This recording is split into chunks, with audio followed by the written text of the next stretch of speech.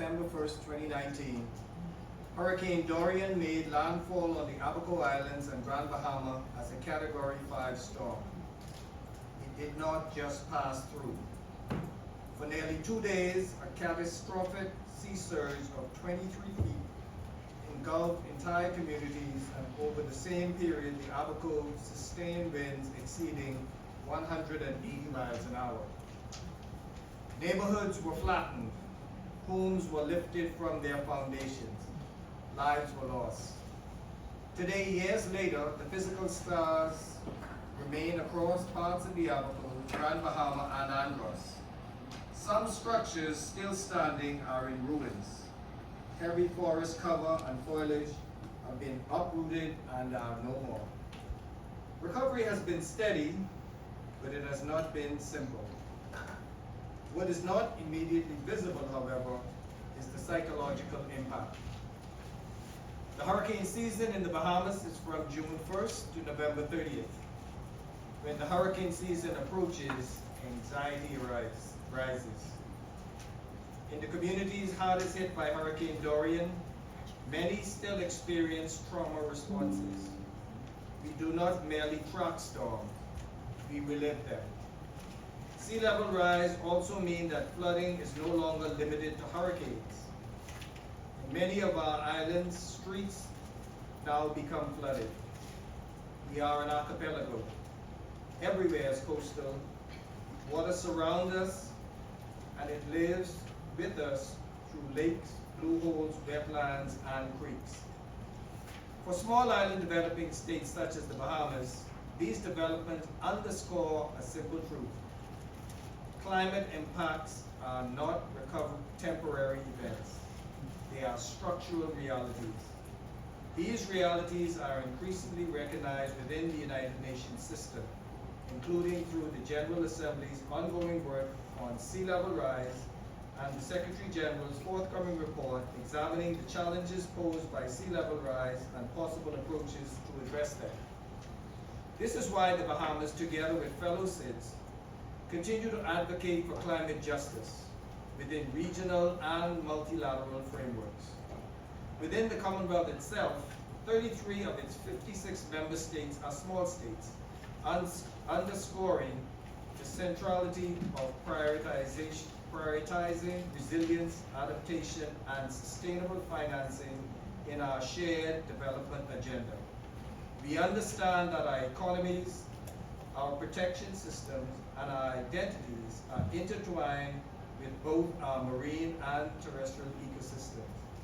These priorities are also reflected in the Antigua and Barbuda Agenda for SIDS, adopted at the 4th International Conference on SIDS, which calls for strengthened resilience and improved access to finances for vulnerable island nations.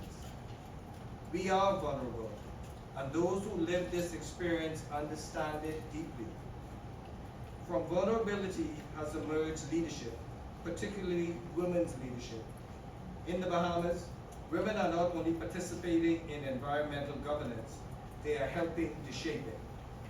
Within the Ministry of Environment and Natural Resources, women environmental professionals are informing national adaptation strategies, biodiversity protection, science-based planning, inclusive of invasive species management, and ecosystem restoration. I acknowledge the leadership of Dr. Rihanna Murphy-Neely and Ms. Danielle Hanna, whose work continues to strengthen environmental governance and implementation in the Bahamas. I am pleased to add that these women serve as an exemplary model for girls and young Bahamian women to take an interest in scientific stewardship of the country's vast environment landscape. And with them, across government and technical institutions, we have the benefit of women scientists, policy experts, and environmental officers who are ensuring that our national climate response is grounded in evidence and long-term sustainability. One powerful example is the Forestry Department's Pine Islands Restoration Initiative. expanding the sustainable use of our natural resources while strengthening climate resilience. Our Caribbean pine forests are not ornamental landscapes. They are climate infrastructure. They stabilize soil, regulate fragile freshwater systems, protect biodiversity, and serve as natural buffers against storm systems. After Hurricane Dorian, thousands of acres of pine forest were severely damaged, flattened by wind or degraded by saltwater intrusion. Restoration is therefore an investment in resilience, not cosmetics. The Pine Island Initiative focuses on sustainable forest management, rehabilitation of native pine ecosystems, and strengthening long-term ecological stability across affected islands, while supporting industries connected to this natural resource. At this juncture, the Bahamas government would like to thank the Global Environment Facility and the United Nations Environment Program. Climate justice also required that we finance nature as infrastructure. Through Blue Economy financing in partnership with the Inter-American Development Bank, the Bahamas have achieved a groundbreaking debt for nature swap. We have converted a portion of our national debt into an innovative climate financing instrument. We have unlocked hundreds of millions of dollars in long-term conservation funding, strengthening marine protection, and demonstrating how climate-vulnerable nations like ours can turn fiscal pressure into a transformative model of nature, financing, and environmental progress.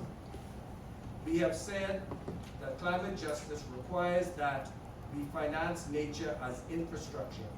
Climate justice also requires that financing must be gender responsive. Without gender disaggregated data, women's lives, realities disappear from planning frameworks.